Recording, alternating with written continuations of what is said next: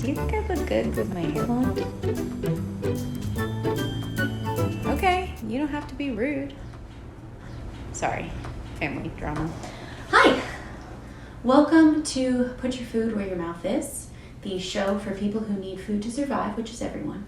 I am your host and brunette, Hannah. I am a registered dietitian nutritionist, and these, as always, are my illustrious co-hosts, Roberta and Stephen.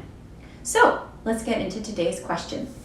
Today's question comes from Allie in New York, and she asks, can I get all the nutrients I need from a multivitamin? Why or why not? Great question.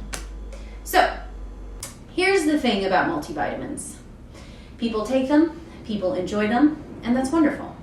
However, they are not a substitute for what we in the biz call whole foods, okay? Not the store, the actual foods. When you take a multivitamin, you are taking a synthesized version of whatever it is. Vitamin C, vitamin E, yada yada, you get the idea.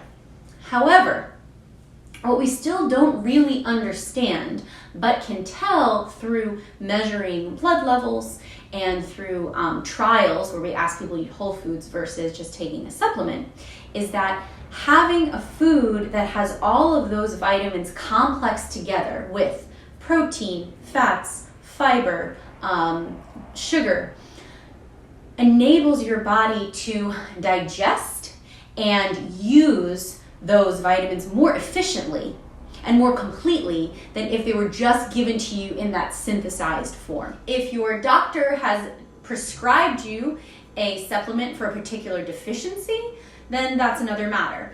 For the most part, taking a supplement or multivitamin just to take it probably won't hurt, but it's also expensive, and a lot of times folks feel like they're going to go ahead and do that, and then they don't necessarily have to incorporate whole foods into the diet itself. So that's just something to consider. This leads me on to something that I've noticed and that I've actually been asked by a couple people, which is how to go grocery shopping. Now, I am not a meal planner, contrary to what most people think dietitians and nutritionists like to do.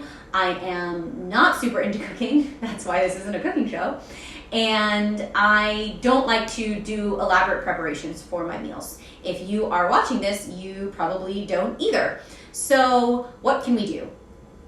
The way that I do my grocery shopping and have found to be useful to me is I try to think about the different categories of my food and then essentially rotate through their varieties so that I am getting those whole foods in different forms and fashions without having to feel like I'm taking a multiple choice test when I enter into the store. The main places where I do this are my vegetables and my fruits. But I also try to cycle through my proteins, and I also try to cycle through my carbohydrates. So when I think about making a grocery list, since I'm someone who prepares super simple meals, I do a lot of like roasted veggies, I do a lot of sandwiches with sides and things like that. I take a look at what I did for the past week or 2 weeks. Right now I'm going every 2 weeks, and trying to rotate in new things. And that actually enables you, the reason why I'm talking about this, to kind of get a full spectrum of the nutrients that you need, and you can get them through whole foods. Because all of those different colors, all of those different varieties, especially of fruits and vegetables, have things in them that you can't necessarily get by just having only one type of vegetable or only one type of fruit. So I divide it up and look at what my proteins have been. So say the past week I got, some tuna fish and some turkey. Well, this week I may rotate through. Maybe I'll keep the turkey but now do salmon. Maybe I will get rid of both of them and do something else entirely. I personally also, and I think it's a great idea, to consider protein sources coming from non-meat places such as tofu, seitan, tempeh. Those also can give you certain nutrients that you're not necessarily going to get, and it's also good to try and experiment with different things. So again, I look at that kind of protein category, I see what have I gotten recently, and I try and cycle through. And I do the same with my carbohydrates. You know, if it's been a while since I've had a rice, I'll incorporate some rice. I want to throw in some lentils or some beans or different type of bread, pasta. All of those things fall under that kind of carbohydrate category. And then fruits and vegetables. I personally always do a dark leafy green or just a dark green. So that might be broccoli, Brussels sprouts, spinach. I happen to like kale. I get it.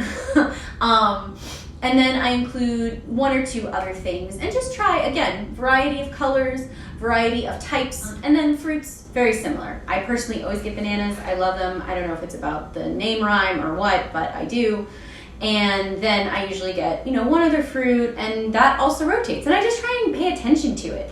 Right now, blackberries at my grocery store are $2 a pint. I've been getting blackberries a lot. But, I'm starting to feel and keeping an eye on what's going on sale to try and rotate in something new.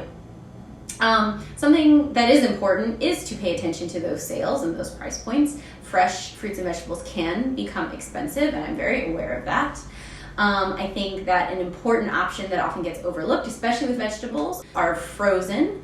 Frozen vegetables, especially now with food technology, that flash freezing actually holds in a lot of those nutrients. And of course, it'll keep longer. So you don't have to worry as much about not getting to it and being concerned that the food will spoil. Cans also work. I would just encourage you to rinse them prior to eating them. You may not get exactly the same flavor.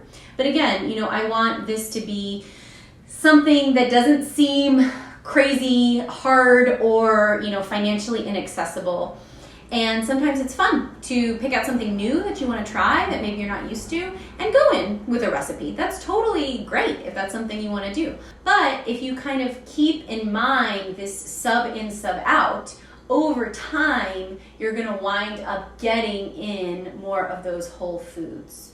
So it's less of a strict meal plan and more of a concept of how to approach the grocery store so that you don't go in and feel like ruh-roh.